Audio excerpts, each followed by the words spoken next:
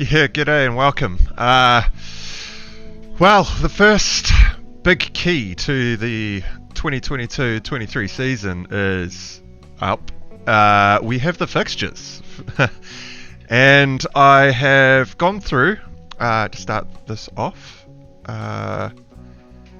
by creating my own fixture ticker, because not many fixture tickers out there have actually got the updated schedules or the difficulty settings. And I've just kind of applied my own fixture difficulty ratings, really. 3 different sets of colours that you can see on screen. I've gone with a dark green, obviously being an easy match, a lighter green, which should be an easy match. The blue colour is more of your... These teams are very closely ranked together based on, you know, historical performances or last year's Premier League standings.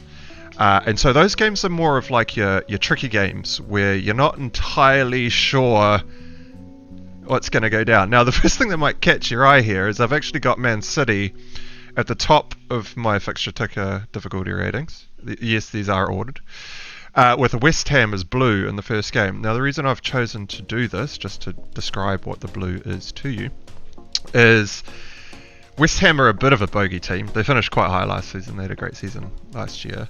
But Man City, even though they won it last year and they're a great team, first game away to West Ham could be a tricky fixture. I mean, I almost put this down as a light green, but West Ham, I think, have got enough quality in the team that they could pose some problems.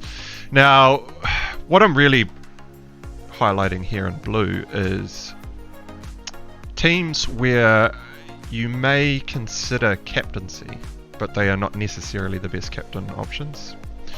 But it's also there to kind of help you keep an eye on how many players in your team are coming up with, you know, well, obviously red fixtures, because you want to avoid those as much as you can.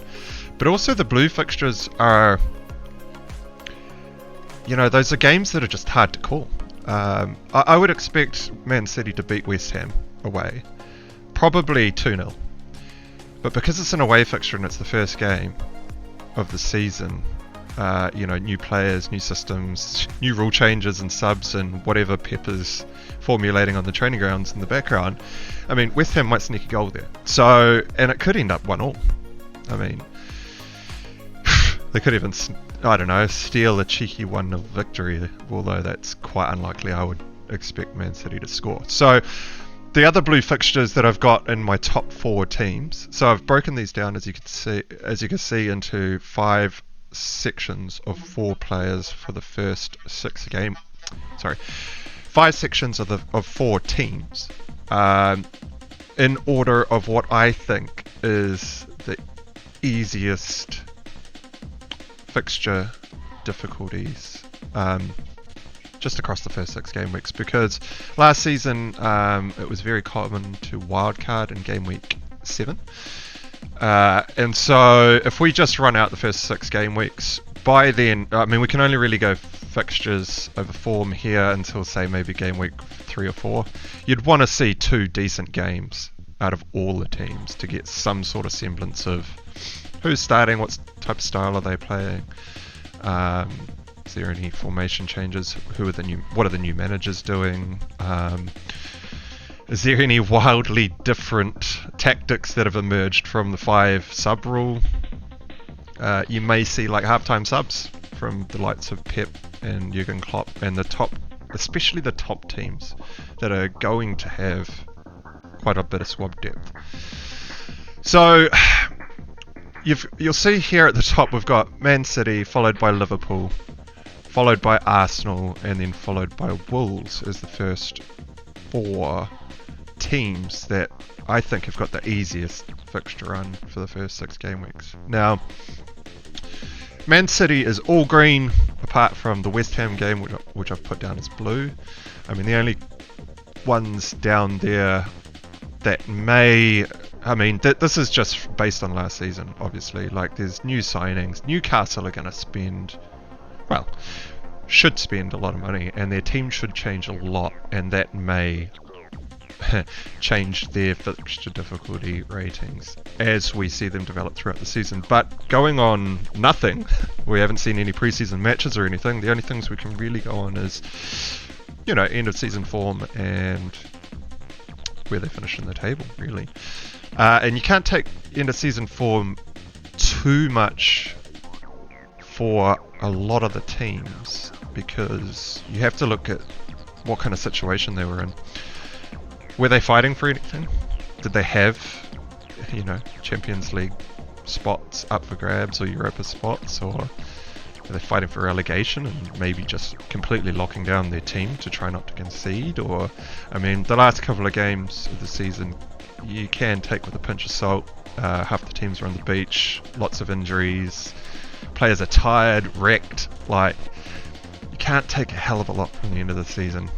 So pre-season will be interesting, to say the least. The things I'll be looking out for the most, I think, in pre-season is who are going to be the most likely starters for the teams. I want to build my first Game Week 1 squad with very little risk of rotation players, which will be tricky with Man City, but they are top of my fixture ticker.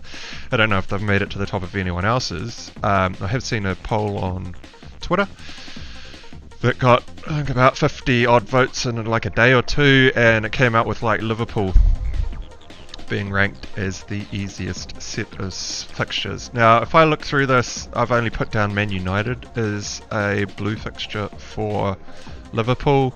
Yes, I am a United supporter, and yes, United was shit last year, take that for sure, but I would imagine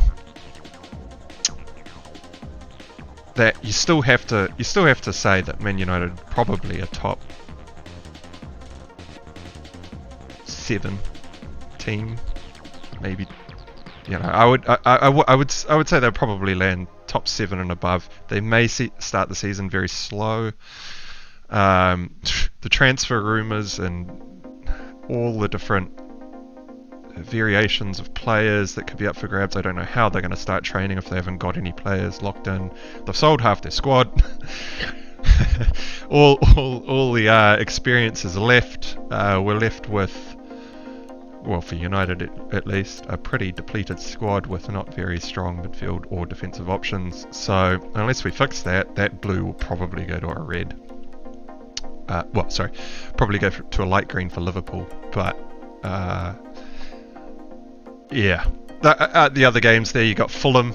It's a great game first. Crystal Palace, light green. Bournemouth, the promoted side. Newcastle have still got down as a solid green, just because we don't know what they're going to be like yet. It's also a home game for Liverpool. And Everton away is a light green. It almost made it to a dark green, considering how bad Everton were at the end of last year. But I don't think you can really chuck Everton away down as like a hardcore green fixture. It just kind of sits out at a light green, I think. Arsenal have 2 red fixtures. Now you'll see here that I've actually got Man United down as a light red against Arsenal, as opposed to a blue for Liverpool.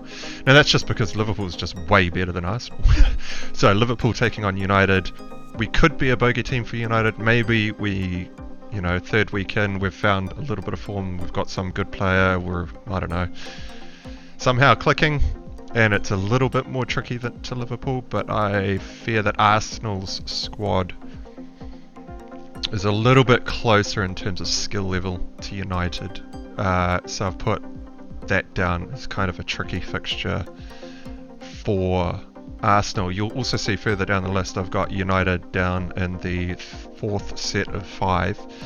And their game against Arsenal in game week 6 I've actually put down as a hard red rather than a light red. And that is based on the state of United's squad as we sit right now. So obviously this is without any info, without any data, without any transfer rumours or anything like that. And these colours will change over time. I intend to come in here and try and rework the colours each week as I add the next game week fixture in, because my plan is to run with a set of 6 game weeks as kind of my general target length for more long-term buys. So you'll see at the top here we've got City, Liverpool, Arsenal and Wolves. Top 3 teams in there are 3 solid teams. We won't be able to fill our squads with all those players because we'll be priced out of that. Wolves is a nice team to come in with probably some defensive backups as opposed to attacking fixtures as a result of who they've got. Leeds away, light green. Fulham at home for Wolves. I mean, Fulham's a promoted side, but Wolves finished, I think, mid-table last year. Let's just quickly bring that up. Wolves came in at 10th, bang on mid-table, and so a promoted side for Wolves at home when they finished mid-table. If they finished higher in the table, probably would have been a solid green, but Fulham being a light green. Then they played Tottenham away, so terrible defensive fixture for them. Newcastle at home. Newcastle finished 11th, so Wolves and Newcastle were 10th and 11th. That's why you'll see that as a blue fixture. I mean, who knows where that's going to go. Bournemouth are a promoted side and it's away, so it's a light green for Wolves. And Southampton, who finished 15th, 5 spots away, at home for Wolves, probably a light green fixture. You wouldn't think that's like a slam dunk green, right? So then if we go to the next set of 4 teams in order, we've got, I think Spurs is probably the next best set of fixtures. They've only got 1 blue fixture and 1 red, whereas Chelsea, who follow them in the next, have got down as 1 red and 2 blues. The 2 blue games being Leicester at home in game week 4 and West Ham at home in game week 6. Leicester and West Ham both finished 7th and 8th, not respectively. So Leicester came 8th and West Ham came 7th. And Chelsea came 3rd, of course. Chelsea's a great team. Good, relatively good squad depth. But Leicester and West Ham could probably, do the dirty on them, I reckon. Then you come down to the likes of Brighton and Brentford. Now this is where the value, the kind of teams we'll be looking at to fill out or pad out our squads at the start of the season. I don't know how heavy I'm going to go with defense of Brentford. Brentford would be more of an attacking side if you were going to pad out like maybe a 4th midfield option if you're playing 4 in the midfield. It's like a cheap midfielder, or potentially if you're playing 2 up front, someone like an Ivan Toney, maybe, but they start the season with Leicester away and then United at home. I mean, United at home still could quite easily be a good fixture for Brentford. Man United could be in all sorts of disarray. I mean, if we don't get De Jong, for example, and we spend fucking 5 weeks trying to get that guy and it all falls over at the end, Man United's opening fixture run is pretty horrific. First 6 game weeks are pretty bad. They've got Liverpool and Arsenal at home and Leicester away, mixed in with Brighton at home, Brentford away and Southampton away. So 6 of one, half a dozen of the other. I'd say Liverpool and Arsenal will probably demolish us. Leicester will probably beat us 2-0. 2-1, something like that. I don't know. Southampton, Brentford, we should win away matches, really. Brighton at home, super tricky for United first day. Brighton, a pretty good defensive team. Yeah, and then if you step forward a little bit, I think game week 6 goes up to, what is it, mid-September or something. A couple weeks later, October kicks in, and United's schedule is just horrific. So I've got them down as second to last in the group of 4. If you look at the bottom of the screen on the left with all the colours, these are just teams that you just do not want. Do not want them in your game week 1 squad. Bournemouth promoted, terrible run. Crystal Palace, good team. Played very well last season. Mateta and Elise looking pretty pretty good value picks. But Arsenal, Liverpool, City in the first four, no thanks. And Villa at home, I mean, that's a pretty tricky fixture as well.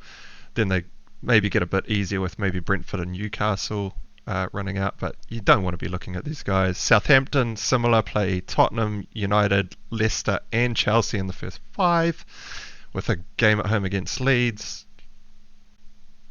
Don't know what's going to happen there at Southampton, who knows. Stay away from them.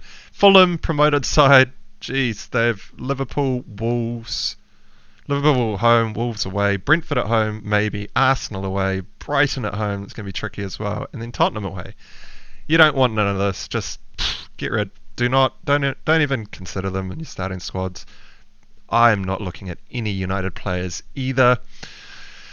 West Ham is an interesting one.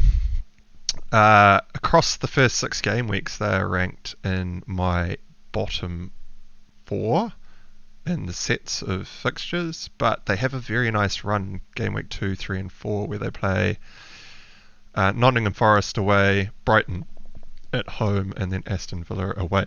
So maybe your likes of Bowen, if he's not super overpriced, could sneak in game week 2 and come in for a cheeky 3-game run as a bit of a differential. But apart from that, you don't really want anything from West Ham either. So if you're going through this, the only defensive options I really see here is Wolves have got good defensive run until game week 3. You'll need something to cover in game week 3. Brighton's not looking really good for game week 3, so you don't really want that. West Ham away. You'd expect West Ham to score there. Brentford at home, away to Fulham. Maybe. Brentford are not really solid defensive side. They're a lot more of an attacking unit last year, so you wouldn't really expect a clean sheet there. Everton playing Nottingham Forest at home, maybe, if Everton actually pull finger and play some football properly. But game week 3 is looking a little bit tricky for clean sheets. Leicester down there at home to Southampton looks great, but around that you got Arsenal, Chelsea and United. I don't know if you really want to be, unless you're bringing someone in and rotating. Start with Brentford, bench someone for the Arsenal match, bring them in again for the Southampton match, potentially, might be an option. But then they go Chelsea, United, Brighton away, which is all not extremely good defensive options. So I don't know where I'm going to go for defense when the season starts. I was thinking formation would be 4-5-1, but looking at this, I don't think I'm going to be able to afford that. It's more likely going to be straighten my team Trent, straighten my team Cancelo, straighten my team Salah. I mean, Fulham away, game 1.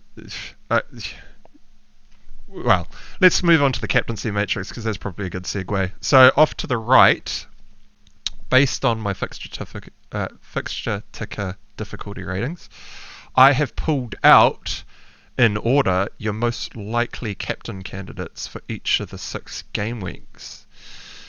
So game week 1, your top, I think, captain candidate is going to be Salah away to Fulham. And then potentially, if you're going Salah-less for some reason, I don't know if that's a great idea considering their opening run is amazing. But Nunez, Diaz or Jota, maybe, if you've got them in your teams instead, or as a random differential, I guess. Then the next best game, I think, is Spurs playing Southampton at home. So you got the likes of Kane and Son as your captains in that first game week. And then the next best game for your top teams is Man City playing West Ham away and the likes of Haaland and KDB. However, I think Spurs or Liverpool will be your most likely captain candidates for the first game week. Then you jump into game week 2 and you've got Man City at home to Bournemouth, so Haaland and KDB come straight to the top of the list. Crystal Palace, Liverpool's playing Crystal Palace at home as well, so Salah and the Nunez, Diaz and Jota options are there. And then you've got On the outskirts, maybe United away to Brentford, although I would not be going there at all, especially because you're only really looking at Ronaldo and Bruno, and they are going to be at least 10 mil. I think Bruno will come in at 10. Be nice if he came in a little bit cheaper, but he'll probably come in at like 10, 10.5. Ronaldo about 11, 11.5, give or take. And with their fixture run, I don't think anyone's going to have them, so just probably not much point. And then on a really outside chance, if you're wanting to go against City and Liverpool, you got Bowen against Nottingham Forest away, a promoted side. That's a lot more of your differential options, but it's more there to highlight the set of players that you want to be choosing from for your captains. So therefore, you want to kind of get as many of these players in your game week 1 to game week 6 squad, so you've got the options. But if you don't choose one of these guys for the captain, at least you're going to get their points, because these are the players that are most likely to score the highest points, right? You can only have one captain, one vice captain, but you really want to have a lot of these players in your team. So Bowen might actually be in there, right, for that run that I talked about, game week 2, 3, and 4. Not that you captain Bowen in any of these, I don't think, but just put him in there because should probably just, as a summary, when you look at all the captains, you want to kind of see all these players in and about your team, right? Game week 3 is still City, top of the list, away to Newcastle, followed by Arsenal, I think, away to Bournemouth, promoted Bournemouth. The only likely choice there's going to be Saka, and I considered putting it in Martinelli, but considering his minutes last season weren't consistent enough, you don't want to be captaining anyone without secured minutes. Then you have a look at someone like Chelsea away to Leeds, and Mason Mount could be a good option there. It's the only time we've seen Chelsea drop into this fixture, the captaincy matrix at all. And Chelsea's a bit of a tricky team to pick from anyway, unless you're going Reece James at the back or Mason Mount in midfield. The rest of the team's kind of a bit tricky to place based on exactly what happened last year and the rotation. I mean, Havertz was great when he was on the pitch, but he wasn't always on the pitch. He was used as a bit more of a, one of your players that you can use in multiple positions, and he was a bit more of a tactical play by the looks of things. Also, Chelsea had a lot more games to play near the end of the season, so that will be highly influencing it as well. So you may see less rotation at the start of the season. Then you've got Spurs against Wolves. So Kane and Son pop back in. Wolves is not really a great fixture to be captaining anyone against, but if you don't have any of the City lads and you don't have Saka or Mount, you probably be looking at someone like Kane or Son. And then your ultra differential, if you somehow have one of these players on your team, is either Vardy or Maddison from Leicester playing Southampton at home. Then to round out the last 3 game weeks, I'll try to rush through these a bit quickly, is Liverpool at home to Bournemouth. So you got Salah and the Nunez, Diaz, Jota bunch. Arsenal's playing at home to Fulham, so promoted Fulham. Saka's probably another good option in there if you're going against Liverpool. Spurs go away to promoted Nottingham Forest. That's a great fixture for them. So Kane and Son are back in. And then you've got Ronaldo and Bruno again popping in randomly away to Southampton, maybe. And you got Bowen still back in there at Aston Villa. I'd probably be more inclined to... I was going to say I'd be more inclined to captain Bowen over Ronaldo or Bruno, but I would probably go with Ronaldo if I had him, but I won't have him. I can pretty much say that right now. I don't think I'm going to have Ronaldo on my team. So I guess Bowen would be the only choice there. Then City go and play Nottingham Forest at home. I mean, everyone will be captaining someone from City that week, I think. Like, it'll be Haaland or it'll be KDB or Cancelo, depending on whether or not people start with the likes of Haaland or KDB, because I think the pricing this year is going to be pretty tricky. These players are going to be very expensive. We can't have all these players. There's no way. So, I mean, your top Salah comes in next against Newcastle at home. So if you have a look through this matrix, you're pretty much seeing Salah come in every week as a captain option. Doesn't change throughout. I mean, game week 6 is away to Everton, and Kane and Son play Fulham at home, so they are the standout captains. But if you've chose to go Spurs-less, Salah is a captain option for the first 6 game weeks, and if not the top captain option for most of them. He doesn't appear in game week 3 though, because Liverpool are playing United. I wouldn't captain anyone against United, but it's still a good fixture for Liverpool. I mean, they're probably going to demolish us again. 3-0 away. Maybe we sneak a jammy goal, 3-1. I don't know. Yeah, Liverpool's just got way too much quality for the likes of United at the moment. So great fixture, but not really captainable material.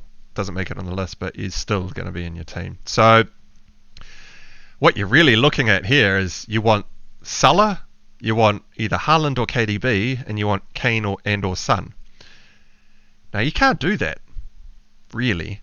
If you want to construct a game week 1 team that's relatively flexible, that's going to last the 6 game weeks and have an okay bench, you're not going to be able to fit 3 premiums in. Salah is going to come in at 12 to 13.5 million, somewhere in that range. I'm predicting 13, I think, was where I ended up. Is that where I ended up? No, I predicted 13.5. I reckon they're going to... Yep, sorry. 13.5 is not the most expensive any player has ever come in. Sanchez from Arsenal, the year that he absolutely smashed it, came in at 14 million the following year. So there is a possibility he could be up as high as 14. I mean, 265 points for the season. It's another 200. These are insane numbers. I just don't see him coming in any less than 13. 12.5 would be a steal for Salah, I think. Then you have a look at the City lads who appeared the most, I think. So you've got Haaland, KDB here, you got Haaland, KDB here, you got Haaland, KDB here, game week 1, 2, 3. Doesn't make it in game week 4, but top of the list game week 5, and then an okay fixture at game week 6. These guys are going to be 12 mil each. Both of them, I think. I've got KDB down as 12.0, and I've got Haaland down as 12.0. I don't see them going any cheaper. So with Kane and Son coming in, Son only didn't quite catch Salah's target, but he was only 7 points off without penalties.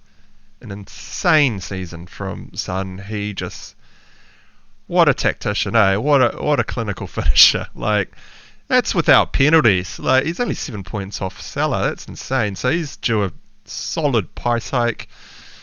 I think he's probably going to come in at about 12 million as well.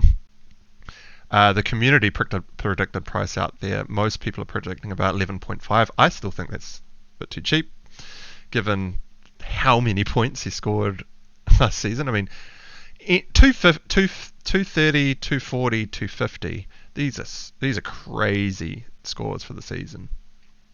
These guys are at 260 to 270. I mean, Son's almost 260, Salah's 265.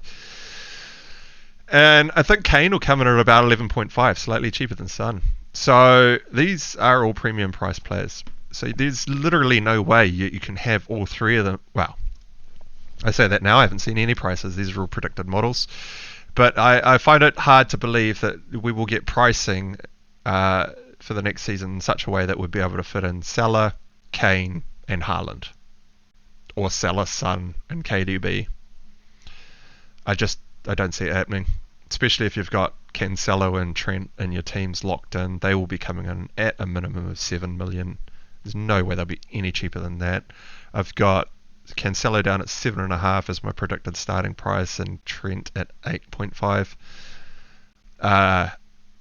These things just start adding up too quick. So I think we're looking at more of like a 3-5-2 formation, probably, or maybe a 4-4-2 formation with Trent, Cancelo, and then maybe a 5 mil Wolves player and a 4.5 Brighton player or something like that to start the season off. Not sure.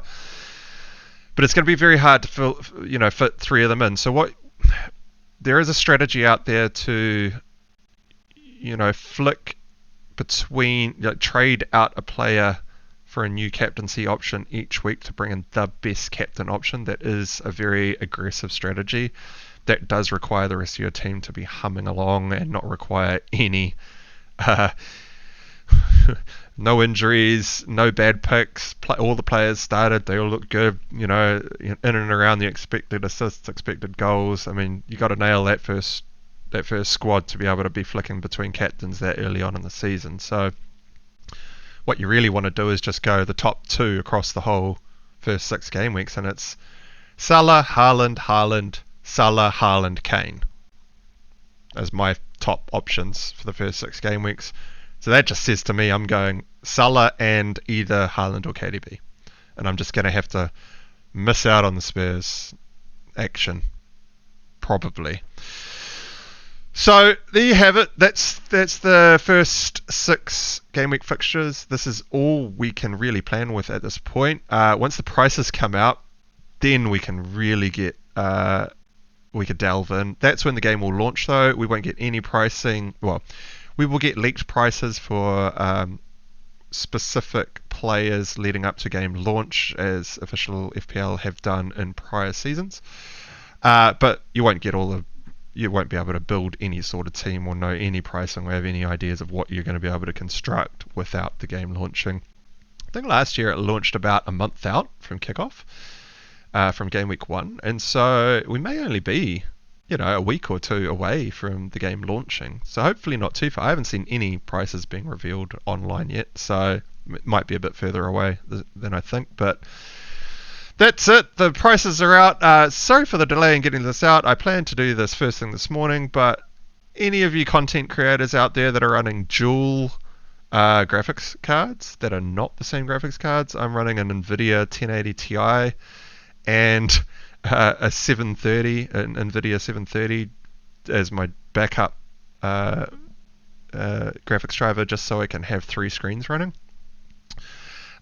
Streamlabs don't like that, so I would highly recommend that anyone out there watching this that hasn't done the latest updates for the NVIDIA drivers to do not do them. It absolutely destroyed my machine. I spent the last 3 hours trying to fix it all. So anyway, there you have it. So if you think I've got anything wrong here, especially with the colors of the fixture difficulties, it's very like these colors. They pretty much guide most of my decisions. It's one of the key tools I actually use. Like Fixtures is just, I've always planned my trades around Fixtures, and so if you think I'm wildly off, especially with your ordering here, I'd be interested to know in the comments. Please drop a comment down below. Please like this video if you've made it. Definitely if you've made it this far, give us a thumbs up. And if you're new around here, please subscribe. Click that big red button. And I hope to see you all again soon.